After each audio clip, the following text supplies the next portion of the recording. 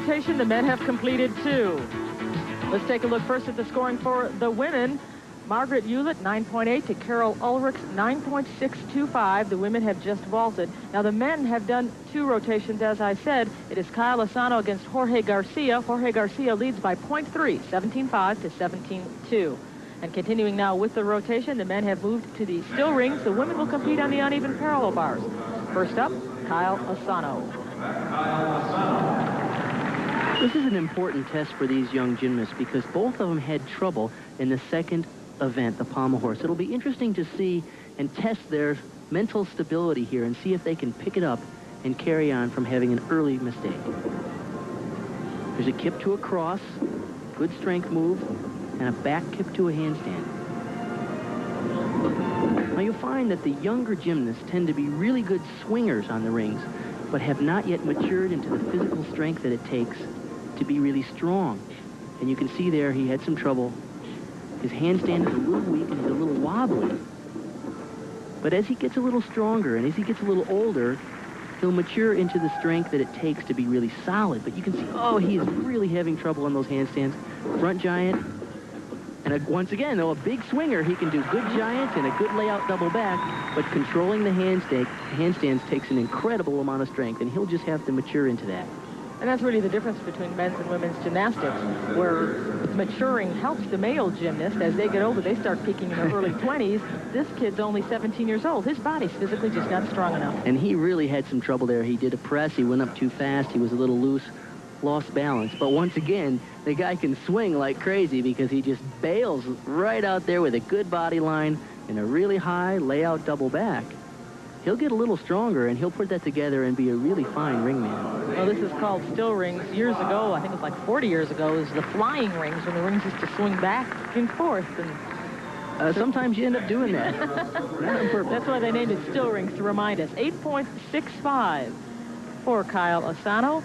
Again, Jorge Garcia, our next competitor, holds a slight advantage, 0.3. 0.3 of a point over Kyle Asano, and could really distance himself here if he does a fine job. There's a pull to a front lever. Keeps his body horizontal. Kip to a cross.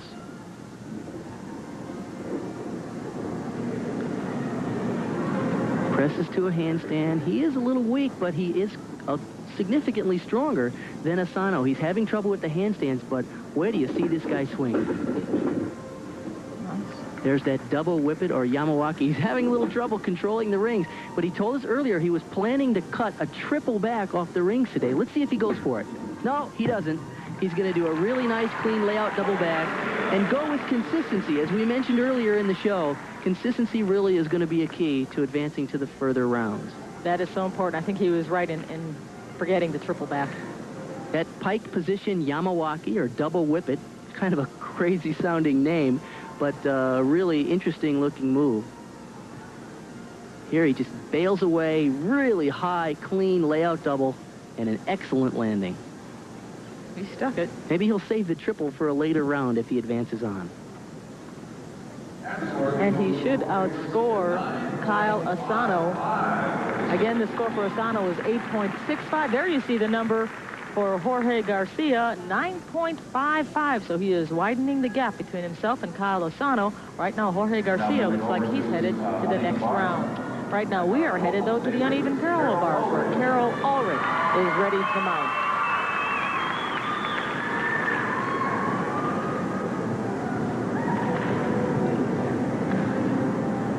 At the U.S. Olympic trials, she finished 15th in the all-around. She's an up-and-comer for the United States program. Glide kip cast to a full pirouette right off the bat. Good opening moves.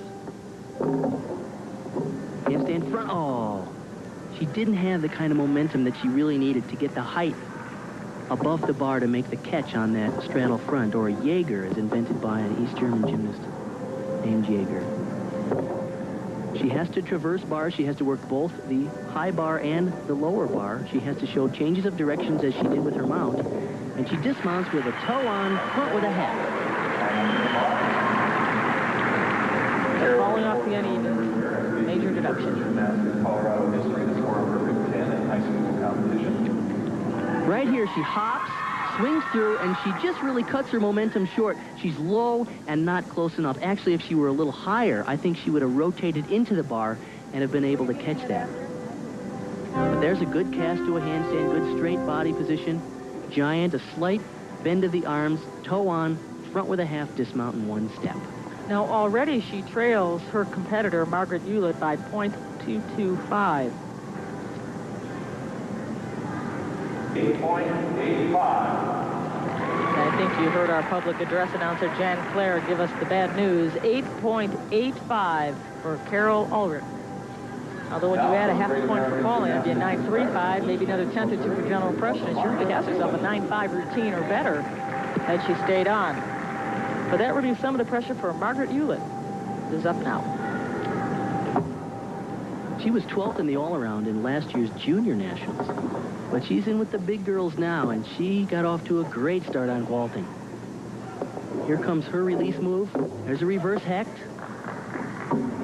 Straddle back over to the low bar. She has to traverse the bars, as I mentioned earlier. She can do no more than 5 skills on the high bar, and then she has to get down, do couple of skills on the low bar, and then get back up to the high bar and finish as she did with the Giant through to a tuck double back. Margaret Hewlett responded beautifully to the no-pressure situation. After she saw Ulrich fall off, the monkey was off her back. She does a good job on this release move. This is the reverse hecht.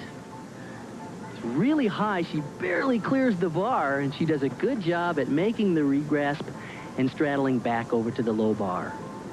Giant to the top. Good, clean line on top. High tuck double back, almost as high as Brandy Johnson's, and one little step.